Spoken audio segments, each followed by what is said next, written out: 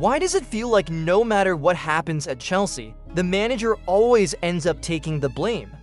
And more importantly, why is it that Rosenior is not getting the respect he deserves? In this video, we are not just looking at results or performances. We are breaking down the bigger picture behind Chelsea's struggles and understanding what is really going wrong at the club. Because the truth is, this is not just about one manager or one bad phase. It is about deeper issues that are affecting everything, from the dressing room to the boardroom. Before we start the video, make sure you hit the like button and subscribe to the channel for more deep football analysis like this. Chelsea's current situation has become one of the most frustrating stories in football, and it also explains a deeper question: why nobody respects Rosenior? This is not just about one manager or one bad run of form. It is about a club that has lost its direction despite having everything needed to succeed. When people look at Chelsea today, they do not see a stable, well-structured team. Instead, they see confusion, inconsistency, and decisions that do not make sense and that directly affects how Rosenior is viewed as a manager. The video begins with a moment where Chelsea players are huddling together before a match. On the surface, it looks like unity, like a team trying to show togetherness and fight. But the criticism here is simple. What is the point of showing unity if the performances on the pitch do not reflect it? It starts to feel like a performance rather than reality. This is important because perception matters in football. When fans and pundits see this kind of disconnect, they begin to question everything, including the manager. At the beginning of the season, things looked completely different. Chelsea had confidence, momentum, and belief. They had won the Club World Cup, brought in new players, and under Enzo Maresca, there was a sense of direction. For a while, they were even competing with top teams and looked like a serious project again. Managers praised their playing style, especially their attacking patterns and structure. It genuinely felt like Chelsea were only a few steps away from becoming one of the best teams again. But that optimism quickly disappeared as the season progressed. Performances dropped. The team became inconsistent, and the same problems started appearing again. This is where the bigger issues come into play. Chelsea have spent massive amounts of money, but the squad still lacks balance. The most obvious weakness is in defense. There is no reliable center back who can consistently perform at a high level. Because of this, Chelsea concede goals that should easily be avoided. This problem was not unexpected. It was already visible earlier, and even the manager reportedly asked for defensive reinforcements. However, the board chose not to act. This decision says a lot about the club's planning. It shows that despite all the spending, there is no clear strategy. And when a club operates like this, it becomes difficult for any manager to succeed, including Rosenior. The attacking side also has its own issues. Chelsea can create chances, but finishing them is a major problem. Only a few players consistently deliver goals, while the rest struggle with form. This leads to dropped points in matches they should be winning comfortably. The midfield has talent, but it lacks stability. Players perform well in some games and disappear in others.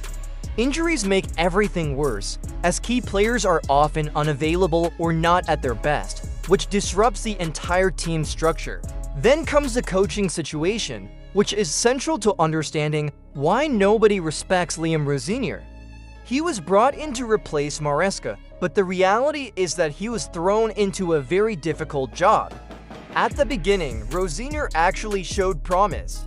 The team started winning games they were expected to win, which was a big improvement. However, football is a results-driven game. As soon as Chelsea started losing, the narrative changed. Suddenly, that same human approach was seen as a weakness. People began to question whether he had authority, whether he was experienced enough, and whether he belonged at a club of Chelsea's level. This is exactly why nobody respects Rosenior, not necessarily because of his ability, but because of the situation he is in. The real issue lies with the club's ownership and management. There is no clear long-term vision. Every season, new players are signed, new ideas are introduced, and then everything changes again.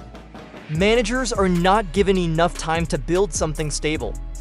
Chelsea's performances on the pitch clearly reflect this instability. Sometimes they start games strongly but lose control later. Other times, they struggle early and improve in the second half. Another major problem is the reliance on individual brilliance. At times, one player steps up and changes the game. While that is positive, it also shows that the system itself is not strong enough.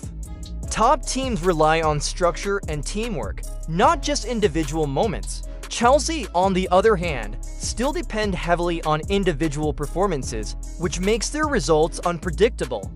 The match against PSG highlighted all these weaknesses. Statistically, Chelsea were not completely dominated. They created chances and had similar numbers in key areas. But PSG were clinical and Chelsea were not. This difference in finishing is what separates top teams from the rest. Squad depth also played a role.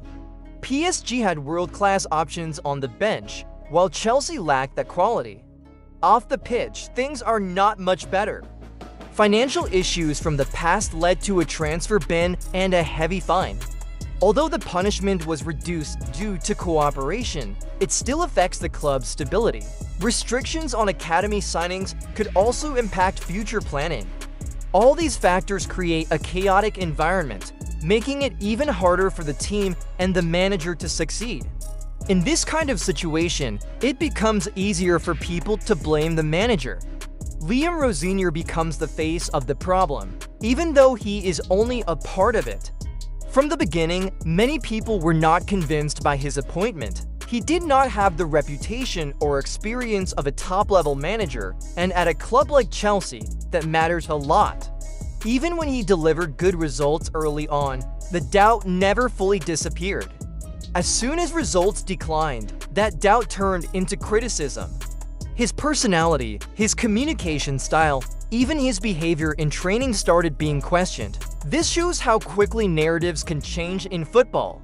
It also explains why nobody respects Liam Rosenior in this context. It is not just about his performance, but about perception, expectations, and the environment around him. In reality, the responsibility is shared. The ownership, the sporting directors, the players, and the manager all have a role in this situation. The squad has quality, but it is not complete. The manager has ideas, but he does not have the perfect tools. The ownership has invested money, but without a clear plan. This combination leads to inconsistency and frustration. Chelsea are clearly in a rebuilding phase, but rebuilding without a clear direction rarely works. Until the club fixes its recruitment strategy, strengthens its defense, and creates stability at all levels, these problems will continue. There is potential in the squad, and there are moments that show what they can achieve. But turning the potential into consistent success requires patience, planning, and strong leadership. In the end, the question is not just why nobody respects Liam Rosenior. The real question is why Chelsea, as a club, have created an environment where it is so difficult for any manager to succeed. Until that changes, it will not matter who is in charge. The same problems will keep repeating. If you enjoyed this video and found this breakdown helpful, don't forget to like, subscribe, and share your thoughts in the comments. Let us know what you think is the biggest problem at Chelsea right now and what you want to see in the next video. Stay connected for more deep football analysis coming your way.